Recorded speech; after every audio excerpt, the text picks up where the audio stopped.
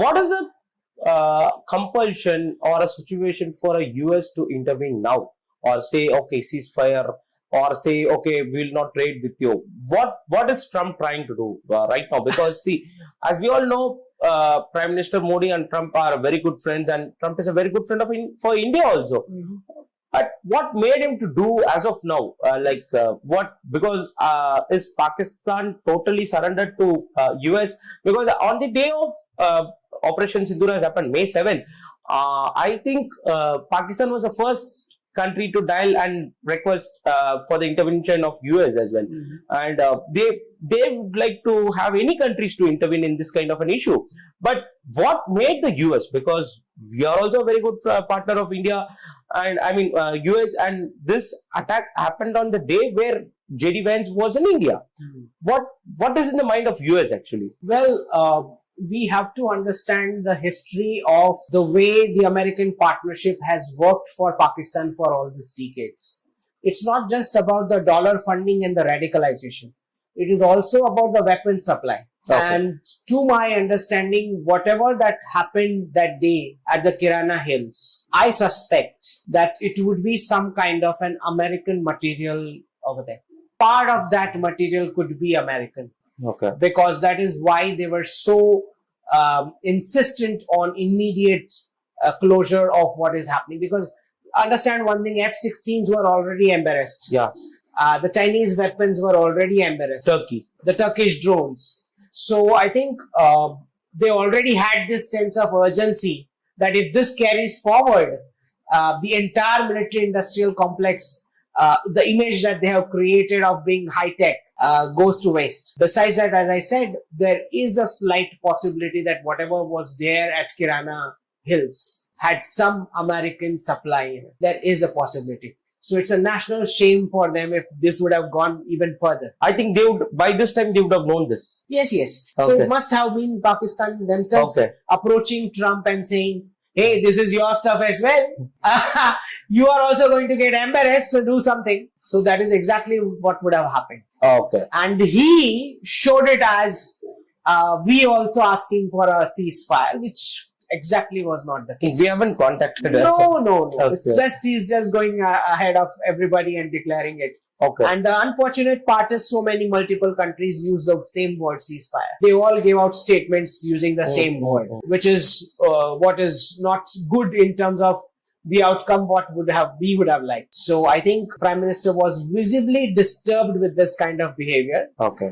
I mean, if you can see the body language in the speech, so the message was for all these nations that next time you are not coming in between even with your lip service. So that's a clear message being given, because understand, Pakistan is one country where the education sector has been completely hijacked by the radicals.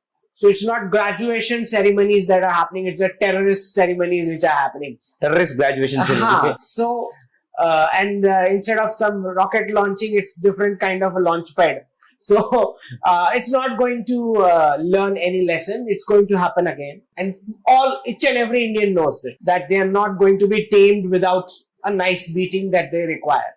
So I'm more than clear that when people discuss about POK, two are the most common challenges which people point out. One is what we will do with the radical population inside. And second is, which I have heard so many experts, I mean 99.9% experts I have heard who are saying, no, we don't want POK, we should not, and we are not able to. These are the words used by even the military retired experts. Okay.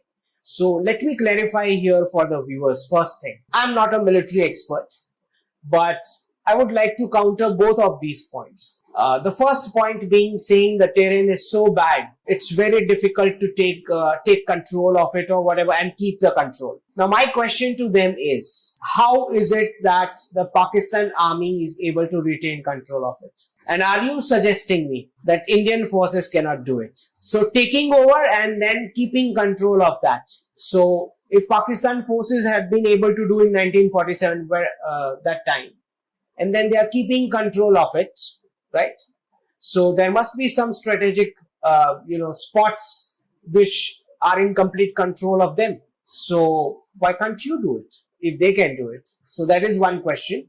Of course, it's going to be a tough job. It's not an easy job. I understand that. Second thing which they mention is about the radical population. Each of our states have more than 10 POKs in terms of radical population, because the indoctrination is continuously going at the religious places, many of the religious places. So if you are sitting in an ocean and you are going to count 2 drops of water as an addition and telling me you can't go for it, it doesn't work that way, because my policy is that this is my illegally occupied territory.